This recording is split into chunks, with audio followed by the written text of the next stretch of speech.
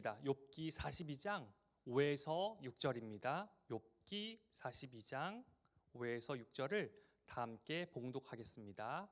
네, 욥기 42장입니다. 욥기 42장 5에서 6절을 다 함께 봉독하겠습니다. 내가 주께 대하여 귀로 듣기만 하였사오나 이제는 눈으로 주를 배웁나이다. 그러므로 내가 스스로 거두어 드리고 티끌과 제 가운데서 회개하나이다. 아멘. 할렐루야.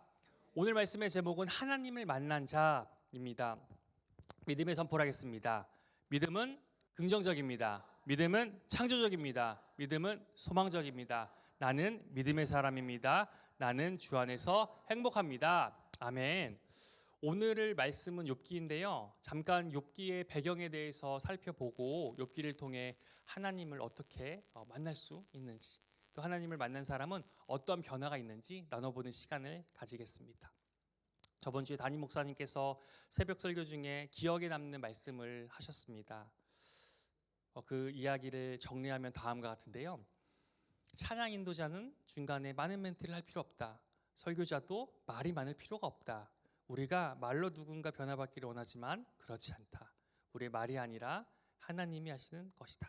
제가 이런 말씀을 드린 이유는 5월 첫째 주 설교처럼 오늘 설교가 짧다라는 것을 미리 여러분들께 말씀을 드리며 그 소망을 가지면서 우리가 조금 더 인내로 이 말씀을 들을 수 있는 그런 시간이 되길 원하기 때문에 미리 말씀을 드렸습니다.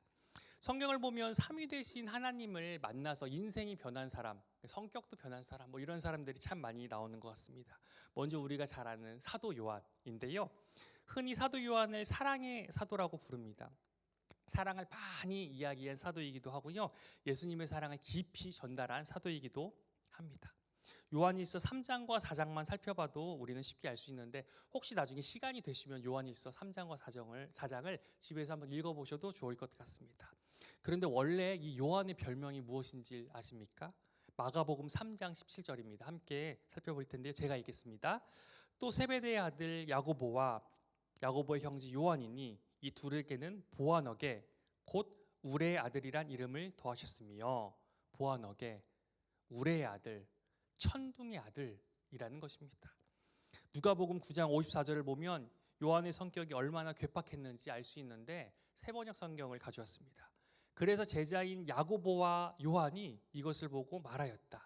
주님, 하늘에서 불이 내려와 그들을 태워버리라고 우리가 명령하면 어떻겠습니까? 라고 기록되어 있습니다. 야고보와 요한은 형제인데 이들은 예수님을 영접하지 않았다는 이유로 마을을 불로 태워버리면 어떻겠냐라고 예수님께 말씀을 하고 있습니다. 불같은 성격, 다혈질의 성격을 가지고 있었습니다. 그런데 요한이 어떻게 변했다고요? 예수님을 깊이 만난 후에 사랑을 말하는 사람이 되었습니다. 불같고 과격했던 사람이 사랑의 사람이 되었습니다. 그래서 앞서 말씀드렸던 것처럼 요한일서와 같은 성경을 기록할 수 있게 되었습니다. 사울도 마찬가지입니다. 바울도 예수님을 다메섹 도상에서 만난 그 사건이 사도행전 9장, 22장, 26장에 기록되어 있는데 얼마나 중요한지 보통은 2번 정도 나오면 중요하다고 우리가 이야기를 하는데 3번이나 나옵니다. 우리가 잘 아는 것처럼 바울은 예수님을 핍박하던 자였지만 다메섹 도상에서 예수님을 만난 다음에 예수님을 전하는 사람으로 변화되었습니다. 오늘 말씀의 욥도 요한과 바울처럼 하나님을 만난 후에 변화가 있었는데 어떤 변화가 있었는지 함께 살펴보는 시간을 갖겠습니다. 첫 번째입니다. 귀로만 듣던 하나님입니다. 욥은 하나님을 모르는 사람은 결코 아니었습니다. 욥기 1장을 보면 욥은 온전하고 정직하여 하나님을 경외했고 악에서 떠났으며 자녀들을 위해 제사를 드렸습니다. 이것만 봐도 욥이 얼마나 신앙적으로 성숙했는지 우리는 알 수 있습니다. 어쩌면 우리가 생각하는 이상적인 신앙인의 모습이었을 수도 있습니다. 그런데 놀라운 것은 이러한 욥조차도 마지막에 어떻게 고백하냐면 오늘 말씀의 그런 본문이기도 한데 욥기 42장 5절입니다. 내가 주께 대하여 귀로 듣기만 하였사오나 이제 눈으로 주를 배웁나이다 라고 고백을 합니다. 이 말은 내가 하나님을 전혀 몰랐습니다 라는 그러한 말은 아닙니다. 욥은 이미 하나님을 경외하던 사람이었습니다. 다만 욥은 고난과 하나님의 임재 앞에서 자신이 알고 있던 하나님에 대한 이해가 얼마나 제한적이었는지 깨달았다라는 말을 하고 있습니다. 귀로만 들었던 하나님이 이제 눈앞에 계신 하나님으로, 자신의 판단보다 크신 하나님으로 다가왔다라는 것입니다. 교회를 오래 다닌다고 해서 그냥 그리고 자연스럽게 하나님을 깊이 만나는 것은 아닙니다. 과거에 자신이 섬기던 지역교회에서만 설교를 들었던 분들이 많이 계십니다. 예전에 수십 년 전에는요. 조금 시간이 지나서 라디오나 기독교 TV 채널을 통해서 여러 목사님의 설교를 듣던 분들도 계셨습니다. 그런데 이제는 뭐가 생겼냐면 유튜버가 생겼습니다. 그래서 어디에 있든지 우리는 설교 말씀을 들을 수 있습니다. 심지어 교회나 설교자가 잘 알려지지 않아도 유튜브 채널이나 교회 홈페이지에 자신의 설교를 올리기만 하면 우리는 그 설교를 들을 수 있습니다. 예전에 보니 한국에서의 청년들은 이 설교, 이 20분짜리, 30분짜리 설교도 길다고 해서 릴스나 쇼츠로 그 설교를 보는 청년들도 많이 있었습니다. 이처럼 우리는 이제 어디서나 설교를 들을 수 있습니다. 집에서도, 차에서도, 일하면서도 설교가 넘쳐 흐릅니다. 또한 성경 강의를 통해 성경 지식도 채울 수 있습니다. 대표적으로 우리 교회에 왔었던 조혜련 씨의 50쇼도 그렇고요. 잘잘법도 그렇습니다. 그리고 해당 분야를 전공으로 공부하신 목사님들의 개인 유튜브 채널도 있습니다. 21세기를 살고 있는 우리들에게 귀로만 듣는 하나님을 너무나도 많이 경험할 수 있다는 말입니다. 그리고 때때로 욥처럼 하나님을 제한적으로 우리는 이해하기도 합니다. 또한 이런 말을 하는 사람들도 있습니다. 하나님은 여전히 목사님의 하나님, 어느 권사님의 하나님, 셀리더의 하나님, 멜번 스모음교회 하나님이다. 정작 내가 만난 하나님은 없다라는 말입니다. 많은 이야기를 했지만 욥기에서 욥은 내가 하나님에 대해 들은 것에서 하나님을 만난 것으로 변화되었다. 이것을 이야기하고 있습니다. 그렇다면 이것이 중요한 것 같은데요. 우리는 어떻게 하나님을 만날 수 있습니까? 첫 번째입니다. 하나님을 신뢰할 때 우리는 하나님을 만날 수 있습니다. 놀랍게도 하나님은 욥에게 왜 고난을 주셨는지 설명을 하지 않으십니다. 오히려 바다를 말씀하시고요. 별을 말씀하시고요. 짐승을 말씀하시고요. 창조 세계를 말씀하십니다. 왜 그렇습니까? 하나님은 욥에게 네가 이해하지 못해도 나는 하나님이야. 네가 이해하지 못해도 네가 알 수 없는 모든 세계를 다스리고 있는 게 바로 나야 라고 말씀하고 계십니다. 욥은 고난의 한복판에서 자신의 경험과 이해의 자리에서 하나님께 질문했습니다. 그러나 하나님은 욥의 상황보다 훨씬 크신 창조주 하나님으로 자신을 드러내고 계십니다. 욥은 그 하나님의 크심 앞에서 깨닫습니다. 아, 내 시야가 너무나도 좁았구나. 내가 제한되게 하나님을 알고 있었구나 라고 말입니다. 그래서 욥기 42장 2절에는 이렇게 고백합니다. 주께서는 못하실 일이 없사오며 무슨 계획이든지 못 이루실 것이 없는 줄 아오니. 우리는 모든 문제를 다 이해하고 알아야 하나님을 만날 수 있는 것이 아닙니다. 오히려 이해하지 못하더라도 하나님을 신뢰하는 사람이 하나님을 만날 수 있습니다. 고난 속에서 이해가 되지 않는 상황 속에서 하나님을 신뢰하여 하나님을 만나는 우리 모두가 되길 소망합니다. 둘째입니다. 고난 속에서 하나님과의 관계를 지속할 때 하나님을 만날 수 있습니다. 욥은 잘 될 때가 아니라 고난 속에서 하나님을 만났습니다. 물론 모든 사람이 다 힘들 때 고난 속에서 하나님을 만난다, 이것을 이야기하는 것은 아닙니다. 잘 될 때 하나님을 만날 수도 있습니다.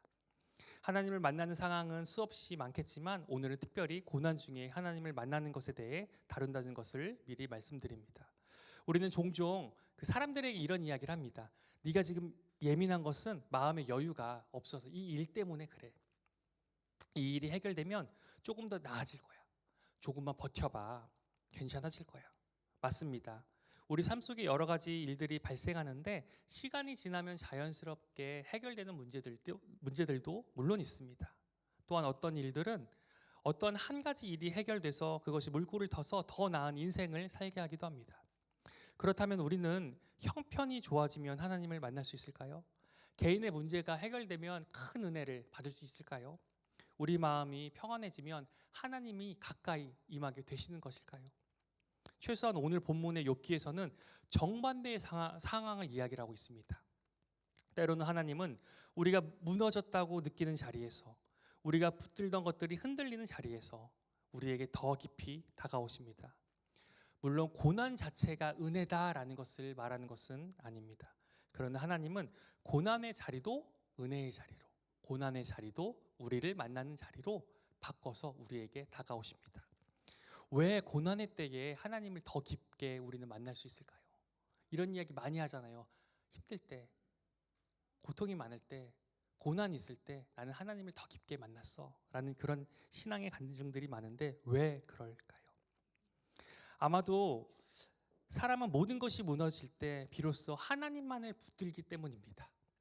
다른 것으로는 해결할 수 없다는 고백, 오직 하나님만 의지한다는 고백, 하나님만 바라본다는 그 고백이 있을 때 우리는 하나님을 만날 수 있는데 그 고백을 하는 자리는 보통 고난의 자리입니다. 이러한 고백이 우리 모두에게 가득하길 소망합니다. 세 번째입니다. 하나님께 솔직할 때 하나님을 만날 수 있습니다. 우리가 욥기를 읽을 때 종종 오해하거나 의아하게 생각하는 것들이 있는데 욥기 1, 2장에서의 욥과 3장에서의 욥의 모습이 다릅니다. 1, 2장에서의 욥의 모습은 믿음이 굉장히 좋아 보입니다. 그런데 3장 이후의 욥은 탄식하고 질문하고 괴로워하고 하나님께 따지는 것 같습니다. 그래서 어떤 사람은 이렇게 이야기하기도 합니다. 욥의 신앙이 무너진 거 아니야? 라고 말입니다. 그런데 사실 욥기를 면밀하게 살펴보면 그렇지 않다라는 것을 우리는 알 수 있습니다.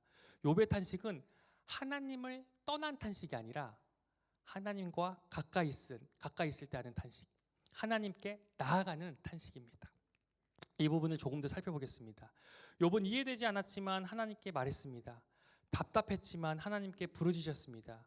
고통 속에서도 하나님을 찾았습니다. 신앙은 아무런 감정이 없는 상태를 이야기하지 않습니다.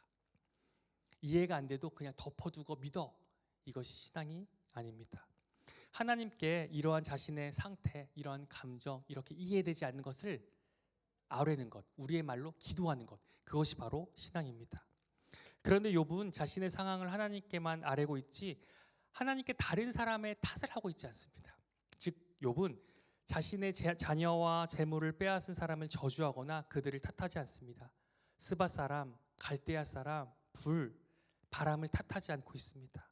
욥은 그저 고난과 그 고난에 대한 결과를 스스로 오롯이 감당하고 있었습니다. 진짜 신앙인은 눈물을 흘리고 흔들릴지언정 하나님을 떠나지 않는 것입니다. 욥은 무너졌습니다. 힘들었습니다. 고통스럽습니다.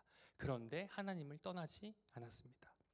너무 힘들고 어렵고 지치고 고통스러운 상황을 다른 사람이 아닌 하나님께만 말씀드리고 있습니다. 삶의 구원자이신 하나님께 도움을 요청하고 있습니다. 감추는 것 없이 하나님께 솔직하게 기도로 나아가고 있습니다. 우리의 삶은 어떠한가요? 저는 본의 아니게 여러 사람을 만나는 경험을 했습니다. 그런데 참 이상하게 겉으로는 아무런 문제가 없어 보이는 사람도 이야기를 하다 보면 반드시 하나 이상의 걱정스러운 일을 가지고 있다는 것입니다. 자세한 설명은 드릴 수 없으나 간략하게 나누면 이런 것입니다. 돈이 많으면 자식이 속을 썩입니다. 자식이 말을 잘 들으면 부부 사이가 안 좋습니다. 대학을 졸업하면 취업의 문제가 생깁니다. 하나가 해결되면 또 다른 문제가 우리 앞을 기다립니다. 이 문을 열었는데, 고난의 문을 열었는데 그 문 뒤에 더 큰 고난의 문이 있습니다. 그 고난의 문 뒤에는 더 큰 고난의 문이 있습니다. 그 뒤에는 뭐가 있어요? 그러면 더 큰 고난의 문이 있습니다. 그래서 우리는 그 믿음이 자라야 되는 것 같아요. 그 고난까지도 이겨낼 수 있는 그 믿음이 우리 안에 차고 넘쳐야 될 것 같습니다.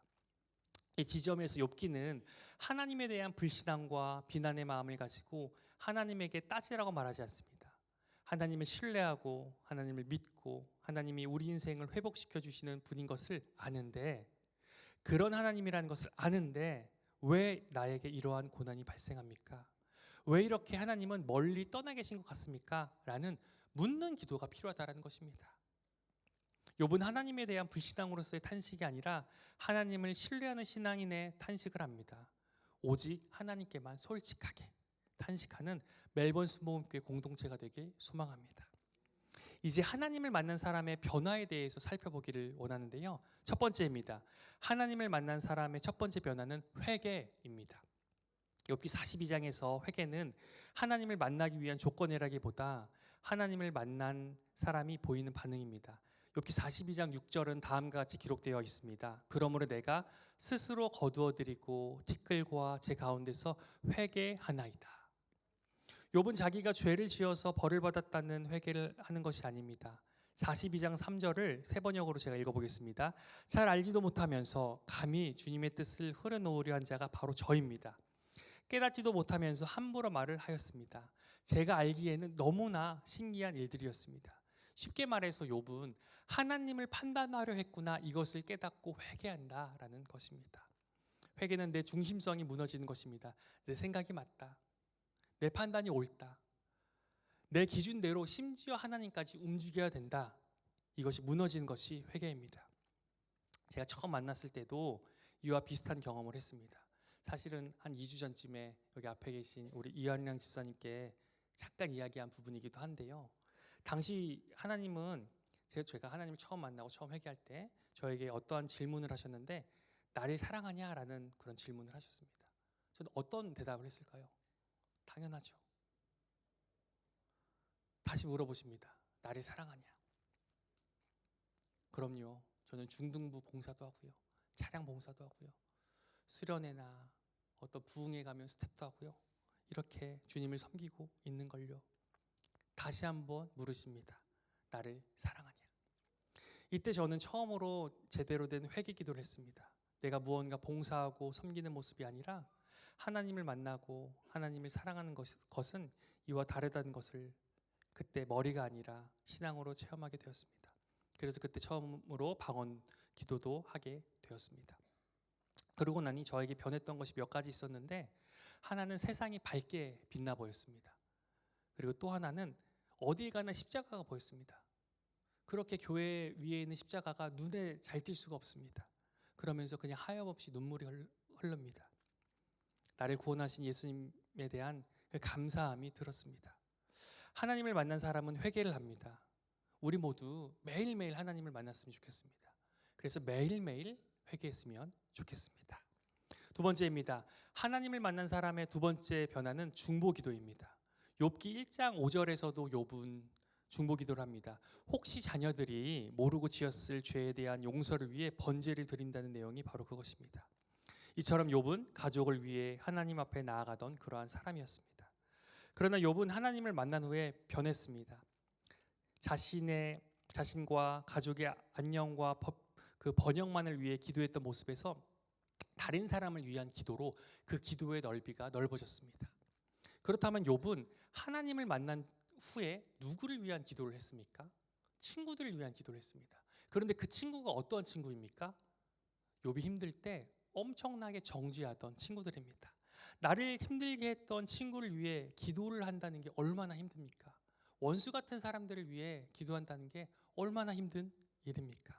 그런데 이 힘든 일을 할 수 있었던 것은, 그 이유는 하나님을 만났기 때문입니다. 나의 영혼을 위한 기도와 더불어 타인을 위한 기도를 할 수 있는 저와 여러분이 되길 축원합니다. 하나님을 만난 사람의 세 번째 변화는 관계의 회복입니다. 욥의 회복은 물질의 회복만이 아니었습니다. 우리가 욥의 회복을 생각하면 자녀들, 그리고 어떤 물질의 그 2배 그런 회복만 생각하는데, 사실은 욥의 그 삶에 있어서는 관계의 회복, 공동체의 회복이 더욱더 중요합니다. 욥이 고통 중에 있을 때 평소에 가까이 하던 사람이나 형제들까지 욥을 외면하고 떠났습니다. 아마 욥은 외로움과 상실감을 가질 수밖에 없었을 것입니다. 하나님은 이러한 욥에게 인간관계 회복을 가져다 주었습니다. 소유물의 회복보다 더 우선적이며 중요한 것은 인간관계의 회복입니다. 다시 말해 진정한 행복은 재물에 있는 것이 아니라 하나님이 허락하신 그 관계의 그 회복, 그 관계가 더욱더 중요하다는 것입니다. 우리도 하나님을 만나면 관계가 회복될 것이 될까요? 당연히 그렇기 때문에 제가 이렇게 이야기를 하겠죠. 물론 맞습니다. 우리가 하나님을 만나면 우리의 관계는 회복됩니다. 그러나 어쩌면 그보다 더 중요한 것은 그 단지 관계의 회복이 되는 것이 아니라 그 관계의 회복을 두고 변화된 우리의 마음이 아닐까요? 다시 말하면 하나님을 만나면 내 주변에 있는 사람들을 소중하게 여기는 그러한 생각, 그 마음이 우리 안에 넘쳐 흐른다라는 것입니다. 하나님을 만난 사람은 우리 주변의 가정을 함부로 대하지 않습니다. 우리 교회 안에 있는 이 공동체를 함부로 대하지 않습니다. 더욱더 귀하게 여기게 됩니다. 그것이 하나님을 만난 사람의 변화입니다. 마지막 네 번째인데요. 하나님을 만난 사람의 네 번째 변화는 마음의 변화입니다. 욥기 1장에서는 욥의 아들들과 딸들의 이름이 기록되어 있지 않습니다. 그러나 욥기 42장 14절에는 딸들의 이름이 열거됩니다. 거기다가 15절에는 아들들처럼 딸들도 기업을 물려받는다고 기록되어 있습니다. 당시 가부장적 문화 속에서 딸들이 아들들과 함께 기업을 받는 장면은 매우 파격적인 내용입니다. 욥기의 마지막은 단지 재산이 회복되었다라는 이야기가 아니라 가정 안에서 딸들의 이름과 몫이 존귀하게 드러나는 장면으로 마무리됩니다. 하나님을 만난 사람은 세상이 보지 못하는 사람을 보기 시작합니다. 그래서 소외된 자, 연약한 자, 약한 자, 아무도 관심 갖지 않는 자를 바라볼 수 있게 됩니다. 교회 안에서 그리고 교회 밖에서 이러한 사람들을 품고 사랑을 실천하는 우리 모두가 되었으면 좋겠습니다. 말씀을 정리하겠습니다. 찬양팀 나와주세요. 내가 하나님에 대해 들었는지 제한된 하나님으로 판단하고 있는 것은 아닌지 정말 하나님을 만났는지 오늘 하루 점검하셨으면 좋겠습니다. 하나님을 어떻게 만날 수 있습니까? 이해가 되지 않는 상황과 고난 속에서 하나님을 신뢰할 때 우리는 하나님을 만날 수 있습니다. 고난 속에서도 하나님과의 관계를 지속할 때, 즉 하나님을 의지하고 하나님을 바라볼 때 우리는 하나님을 만날 수 있습니다. 하나님께 솔직하게 나아갈 때, 우리의 감정조차도 솔직하게 나아갈 때 우리는 하나님을 만날 수 있습니다. 그렇다면 이렇게 하나님을 만난 사람은 어떠한 변화가 있습니까? 회개를 합니다. 가까운 사람뿐만 아니라 나를 힘들게 한 사람을 놓고도 중보기도를 할 수 있습니다. 관계가 회복되고 재물보다 관계가 더욱더 중요하다는 것을 깨닫게 됩니다. 마음의 변화가 있어서 소외된 사람, 어려운 사람, 연약한 사람, 일반 사람들은 다 그냥 지나치는 그런 사람들을 마음에 품고 그들을 위로합니다. 우리 모두 욥처럼 하나님을 만나고 또 하나님을 만나서 변화받는 인생이 되었으면 좋겠습니다. 아멘. 여기에 모인 우리 모두가 그렇게 되길 주님의 이름으로 축원합니다. 아멘. 이 시간 말씀을 생각하고 찬양 가사를 생각하며 아무것도 두려워 말라를 함께 찬양하겠습니다.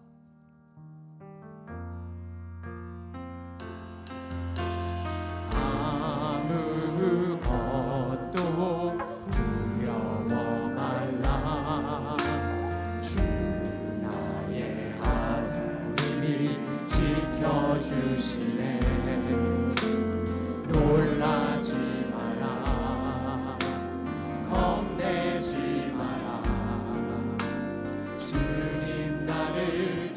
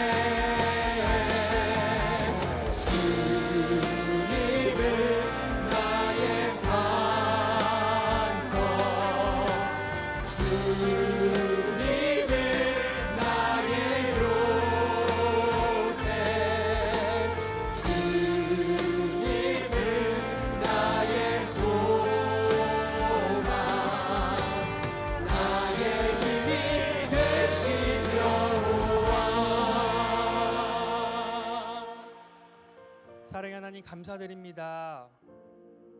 우리가 한 이름으로 한 형제와 자매로 이렇게 모여서 예배드릴 수 있도록 인도해 주심에 감사드립니다. 아멘. 우리가 고난 중에 이 믿음이 흔들리지 않고 오히려 주님을 의지하며 나아갈 수 있도록 허락하여 주시옵소서. 아멘. 우리가 주님 앞에서 거짓말로 행동하는 것이 아니라 거짓된 기도를 하는 것이 아니라 주님 우리의 감정까지도 낱낱이 고백할 수 있도록 허락하여 주시옵소서. 아멘. 주님을 진정으로 만나서 회개하고 다른 사람을 바라보고 섬길 수 있도록 허락하여 주시옵소서. 아멘. 여기에 모인 우리 모두가 신앙이 성숙되길 원합니다. 오늘 하루 그 주님의 말씀을 통해 그 기도를 통해 우리의 신앙이 자랄 수 있도록 허락하여 주시옵소서. 아멘.